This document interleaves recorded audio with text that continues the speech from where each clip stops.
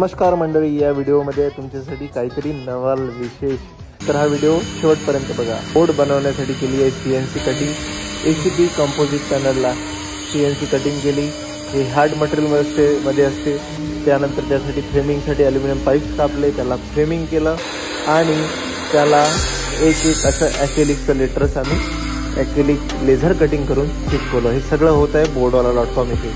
तो त्यांना तुम्हाला दाखवत आहे अंबादेवी संस्थानचं। हो, आपल्या अमरावतीचं अंबादेवी संस्थान यांचं बोर्ड बनवलेलं आहे boardwala.com येथे। तर तुम्ही बघू शकता हे एम्बॉस लेटरचं हे बोर्ड आहे आणि वर तिथे आणखी एक बोर्ड लावलेला आहे। तर ते आहे 2D ॲक्रेलिक लेटर्समध्ये। हे छोटं जे खाली लावलेलं आहे अंबादेवी संस्थान गेटवर हे एम्बॉस लेटर्स आहे आणि वर ॲक्रेलिकचं लावलेलं आहे 2D इनकट बोर्ड।